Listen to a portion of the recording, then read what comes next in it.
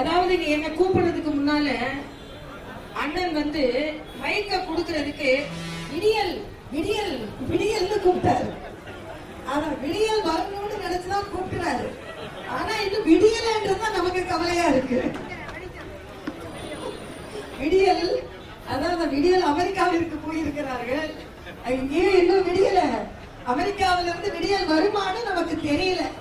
அதனாலதான் நாங்க எல்லாம் இணைந்து அண்ணன் ஏசிஎஸ் முதற்கொண்டு அண்ணன் வாசன் முதற்கொண்டு நாங்கள் மத்தியில் போட்டி போட்டோங்க. சகோதரர்கள்லாம் அக்கா சென்டருக்கு வாங்க சென்டருக்கு வாங்க. நாங்க சென்டர்ல ஏற்கனவே நாங்க தான் இருக்கோம்.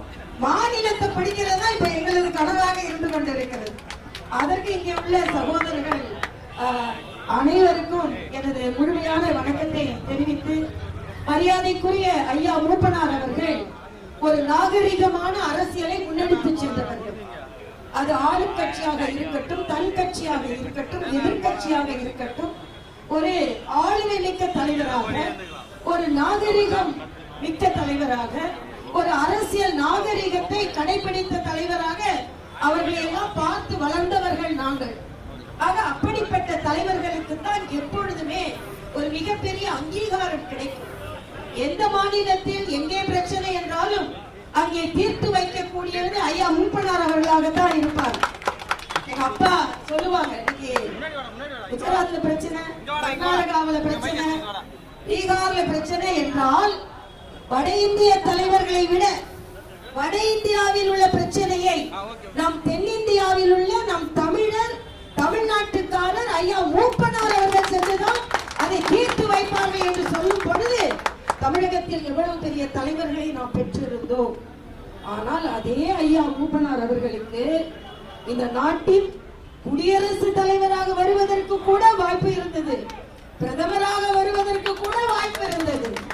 ஆனால் அதை சாதிக்க விடாமல் செய்தவர்களும் தமிழகத்தில் தான் இருந்து கொண்டிருக்கிறார்கள் என்பதையும் நாம் புரிந்து கொள்ள வேண்டும்.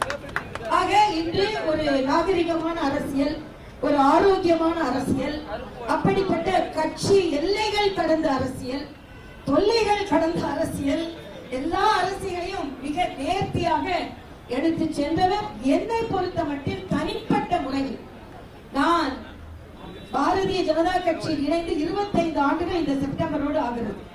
நான் என்றையுமே வேறு கட்சி உறுப்பினராக இருந்தது இல்லை. ஆனால் என் தந்தையின் மகள் என்ற வகையில் 90களில் அவர் நடத்த பாத யாத்திரையில் டாக்டராக கலந்து கொண்டேன். அப்பொழுது தீபாவளி வந்தது. தீபாவளி அன்று பாத யாத்திரை தொண்டர்கள் அத்தனை பேருக்கும் மரியாதைக்குரிய ஐயா மூப்பனார் அவர்களின் விருந்து வைத்தார்கள். அப்போது ஐயா மூப்பனார் கேட்டார்கள், எல்லாருக்கும் துணி எடுத்தீங்களே, டாக்டர் அம்மாவுக்கு துணி எடுத்தீங்களான்னு கேட்டாங்க. இல்லைன்னு உடனே நடுராத்திரி போய் தஞ்சாவூர்ல துணி எடுத்து எனக்கும் 10 மாசம் குழந்தையா இருந்து என்னோட பாப்பாவுக்கும் துணி எடுத்து வைத்தார்கள். இன்று வரை அந்த புடவை நான் பத்திரமாக வைத்திருக்கிறேன் என்பதை தெரிவித்துக் கொள்கிறேன். இதெல்லாம் சரித்திரம், அரசியல். ஆக அப்படிப்பட்ட பின்புலத்தில் இருந்து வந்தவர்கள் எல்லாம் நாங்கள். ஆக ஒரு நாகரிகமான அரசியலை முன்னெடுத்து செல்வதற்கு இவர்கள் எல்லாம் எங்களுக்கு வழிகாட்டினார்கள்.